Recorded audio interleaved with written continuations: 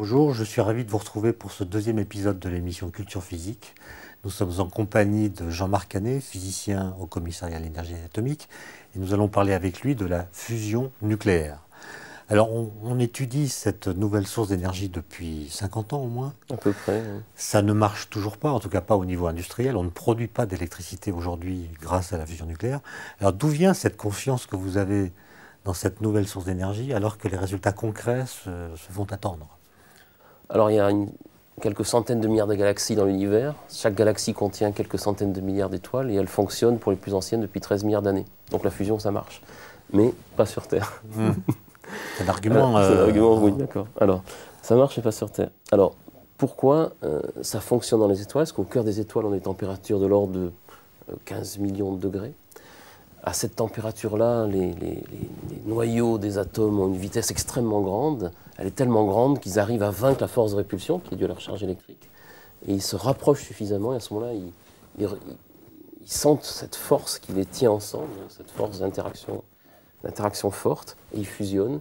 Et en fusionnant, ils dégagent de l'énergie. Donc depuis qu'on travaille, à peu près depuis une cinquantaine d'années sur la fusion, on n'est pas encore arrivé au but, mais depuis 50 ans, les performances progressent. Les performances, on peut les caractériser par la puissance fusion qu'on produit.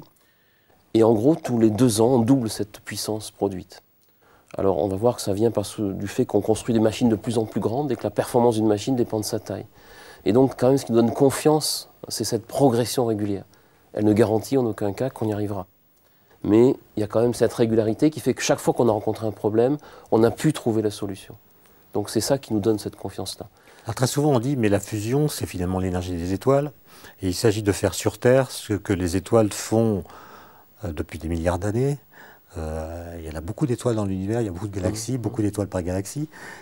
Cette métaphore vous aide-t-elle ou vous gêne-t-elle? Parce que ce ne sont pas exactement les mêmes réactions nucléaires qui se produisent dans le Soleil. Non, et en plus le Soleil est très inefficace, avec une température au cœur de 15 millions de degrés et surtout des pressions de l'ordre de 200 milliards de fois la pression atmosphérique.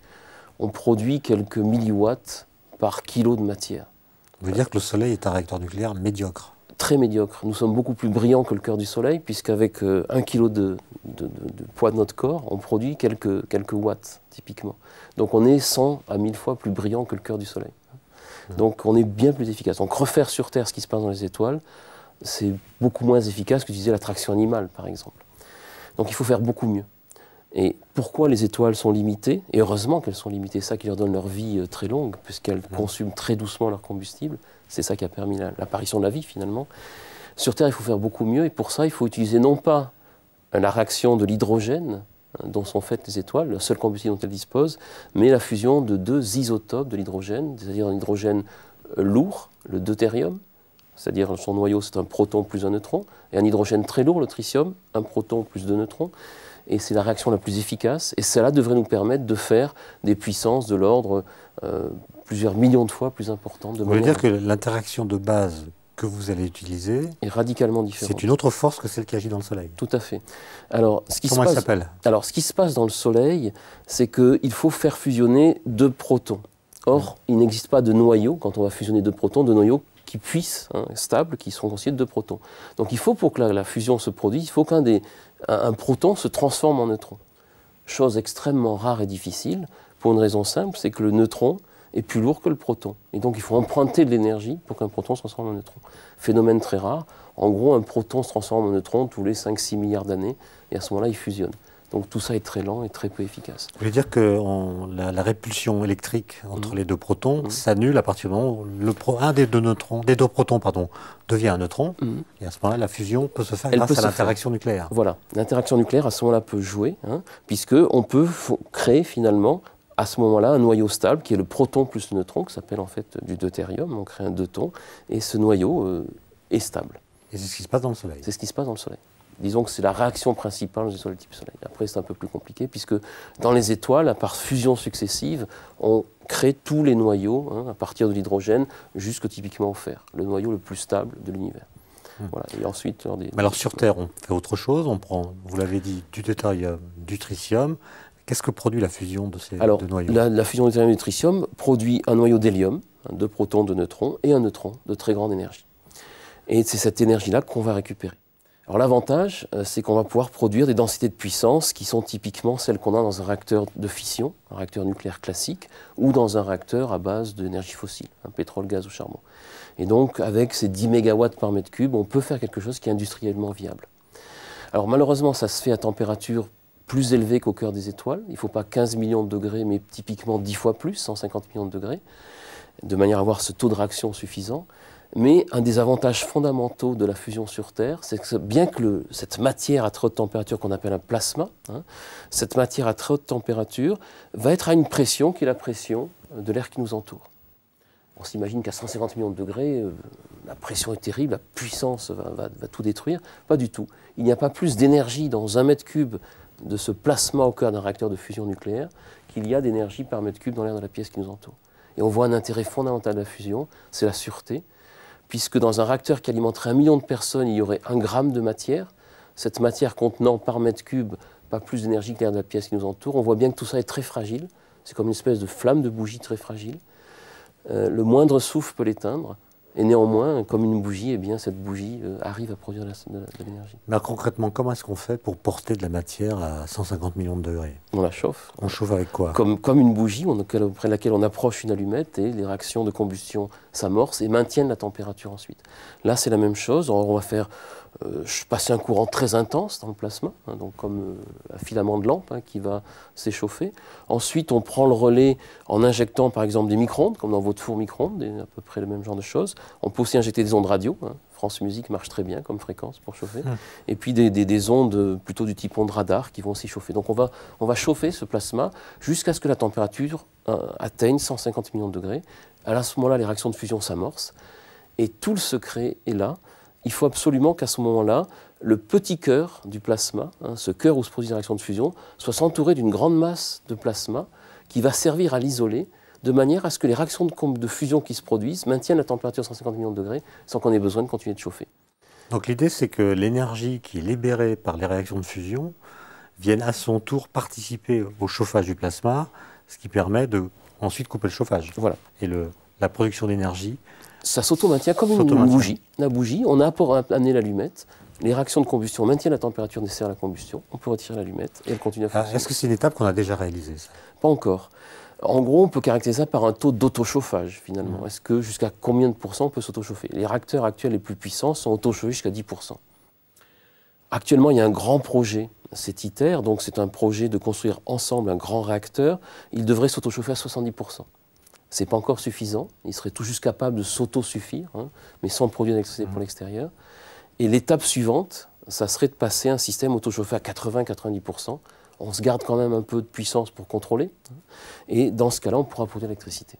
Et là, c'est encore une question de taille. C'est toujours pareil. Pour que les pertes soient compensées par l'apport de la puissance, il faut augmenter l'épaisseur d'isolant, donc là, le volume de plasma. Comment est-ce qu'on fait du courant électrique avec tout ça? Parce que finalement, vous l'avez dit, la fusion produit de l'hélium. Puis également un neutron. Que fait le neutron? Que fait l'hélium? Alors, en fait, cette énergie qui est dégagée se retrouve sous forme d'énergie cinétique, de vitesse de l'hélium et du neutron produit. Et donc, 80% de l'énergie, d'ailleurs, va partir dans le neutron. Et ce neutron va quitter immédiatement le gramme de plasma que contient la machine et va venir percuter les parois et chauffer les parois. Et on va donc créer de la chaleur, malheureusement une énergie qui n'est pas de très grande qualité. Et à partir de ça, comme dans les autres réacteurs, on va produire l'électricité à partir d'une turbine et d'un alternateur. Donc c'est jamais que, bien si ça paraît relativement compliqué... C'est le neutron finalement qui sert à chauffer de l'eau. À chauffer de l'eau ou autonome, voilà, tout à fait. Et qui ensuite va permettre de faire l'électricité ou autre chose. On peut imaginer qu'avec cette chaleur, on casse des molécules d'eau, on fait de l'hydrogène, donc des carburants pour les voitures. On peut aussi s'imaginer qu'une partie de cette chaleur sert à distiller de l'eau. Donc produire de l'eau distillée. Donc on voit que c'est quand même une possibilité de produire non seulement l'électricité, mais tous les besoins. Ce plasma est dans un très gros champ magnétique. Et donc le neutron, qui n'a pas de charge électrique, il va en ligne droite. Tout à fait. Mais que devient l'hélium? Alors l'hélium, justement, il faut absolument le maintenir au cœur du plasma pour qu'il cède son énergie au cœur du plasma pour y maintenir la température. C'est lui qui maintient le chauffage. Tout à fait. C'est lui qui maintient le cœur du plasma à très haute température. Donc il faut l'emprisonner dans, comme il est chargé électriquement, on va créer un champ magnétique pour qu'il soit, que sa trajectoire s'enroule au champ magnétique et qu'il reste au cœur de l'anneau de plasma dans lequel se produisent les réactions. Alors on a bien compris le principe et on voit que ce qui n'est pas encore atteint, c'est le régime de fonctionnement dans lequel toute l'énergie de chauffage est produite par le plasma lui-même et non pas apportée depuis l'extérieur.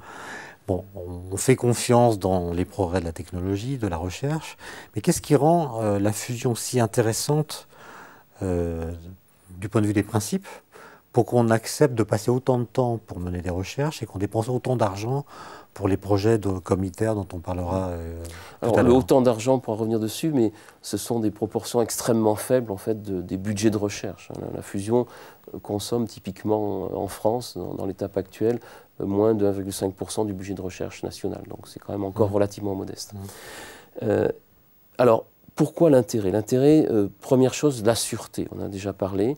Un réacteur de fusion, c'est 1 gramme de matière dont une petite partie est seulement portée 10% à 150 millions de degrés. La moindre perturbation fait que le système se refroidit, que la réaction de fusion s'arrête.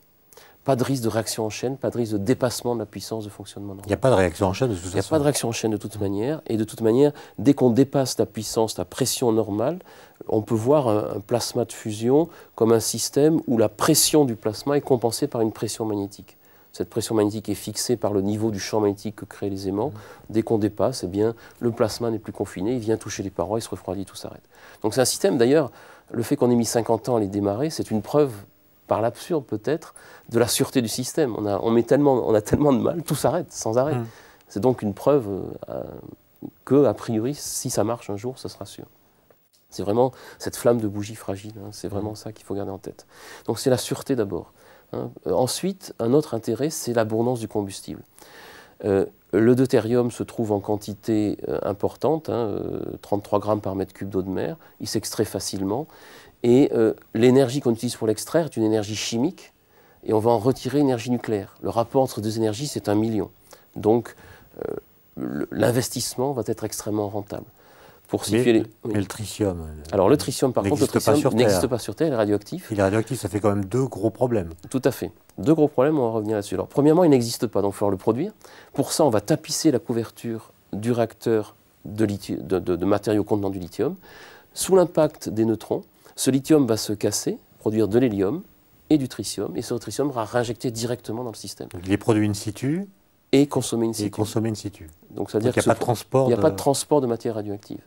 Ensuite, les quantités qu'on va mettre en jeu dans un réacteur qui alimente 1 million de personnes pendant 1 an seront de l'ordre de 400 kg de combustible. Donc on voit bien qu'on a besoin de très peu de combustible. Pour le dire autrement, on peut aussi dire qu'avec 40 grammes de combustible, on a l'énergie pour sa vie entière. Ça remplace les 400 tonnes de pétrole qu'on consomme dans sa vie, en tant qu'Européen moyen, les 800 tonnes que consomme un Américain, avec bien entendu l'équivalent en CO2 qu'on produit, donc ça se chiffre par centaines de tonnes, et ça remplace aussi les 400 millions de tonnes d'eau qu'il faudrait stocker dans un barrage pour avoir la même énergie. Donc ça veut dire que c'est une énergie beaucoup plus concentrée. Extrêmement concentrée. Plus concentrée que même l'énergie de fission nucléaire. Mais c'est du même ordre. Disons qu'en gros, il y a cette hiérarchie des 3 forces fondamentales, les forces nucléaires, les forces chimiques, électromagnétiques, et puis les forces de gravitation, où chaque fois, entre les différents niveaux, on a ce facteur 1 million. Ça, c'est quelque chose qui est fondamental à comprendre pour comprendre les enjeux énergétiques. Donc, deuxième avantage, c'est l'abondance du combustible. L'abondance du combustible. En gros, on a du combustible dans cette première fusion deutérium-tritium, puisque dans ce cas-là, le lithium est limité. On en a pour une centaine de millions d'années, pour l'humanité entière. Bon, l'hélium produit, il n'est pas radioactif. Alors, on va venir aux déchets, voilà, tout à fait. C'était ma question. Voilà. Ouais. Est-ce qu'il y a des déchets nucléaires? Bien sûr. Ils ne proviennent pas de la combustion elle-même, puisque l'hélium n'est pas radioactif. Par contre, les parois qui entourent le plasma vont être activées par les neutrons. Le gros avantage de la fusion, c'est de pouvoir choisir les matériaux de telle manière qu'on pense qu'au bout d'une centaine d'années, on aura suffisamment l'activité de ces matériaux activés, aura suffisamment décru, de telle manière qu'on puisse les réutiliser pour la construction d'un nouveau réacteur. Donc on ne transmettrait pas aux générations suivantes des déchets radioactifs à durée de vie longue. Donc c'est un autre intérêt de la fusion. On aurait des déchets qui sont à peu près équivalents en termes de radioactivité au bout de 100 ans à ceux d'une centrale au charbon, qui produit des quantités de cendres qui sont elles-mêmes radioactives. Donc ça, c'est un autre avantage. Et un autre avantage aussi qu'il y a, c'est que ce combustible qu'on utilise est abondant, on le trouve dans l'eau de mer, donc il est disponible pour tous, et on peut le stocker dans un pays pour avoir des combustibles pour des centaines, voire des milliers d'années. Donc plus de tensions géopolitiques. Mais est-ce qu'on peut faire des petits réacteurs? Alors c'est ça tout le problème. On a vu que finalement, les progrès qu'on enregistre sont liés à l'augmentation de la taille du système, tout simplement parce qu'en augmentant l'épaisseur, toujours d'isolant, on augmente le taux d'autochauffage du système. On diminue les pertes on diminue les pertes par rapport à la puissance, tout à fait. Et donc, un réacteur de fusion est un système à taille critique, en dessous d'une taille critique, qui correspond, dans ce qu'on en sait actuellement, à peu près à une puissance équivalente à un réacteur de fission actuel, qui alimente 1 million de personnes, en gros, le gigawatt électrique. En dessous de cette taille critique, un réacteur de fusion ne marcherait pas. On en est à peu près là. Nécessairement un très gros réacteur qui produira une très forte puissance. Voilà. On peut dire de quel ordre? De l'ordre du gigawatt électrique, c'est-à-dire de la puissance qui alimente 1 million de personnes en électricité. C'est aussi la puissance que délivre un réacteur de fusion. De fission, pardon. De fission, tout à fait. Actuel. Voilà. Donc il n'y a pas un gain énorme Alors le but, pourquoi les réacteurs de fission actuels font à peu près 1 gigawatt électrique? Parce que ça correspond à un optimum. On voit bien qu'en France, on a une soixantaine. Si on n'en avait qu'un, le jour où on le répare, on aurait des vrais problèmes. Et si on en avait un grand nombre, eh bien, le système serait moins rentable en termes d'exploitation. Donc le gigawatt électrique, étonnamment, correspond à un optimum économique. Et très, très étonnamment, la contrainte physique, le minimum de taille physique d'un réacteur de fusion correspond à l'optimum pour un pays développé. Mais c'est un hasard. Merci Jean-Marc Canet, nous allons nous arrêter ici pour l'instant et nous reprendrons cette conversation pour un 3e épisode. Merci à vous. Merci à vous.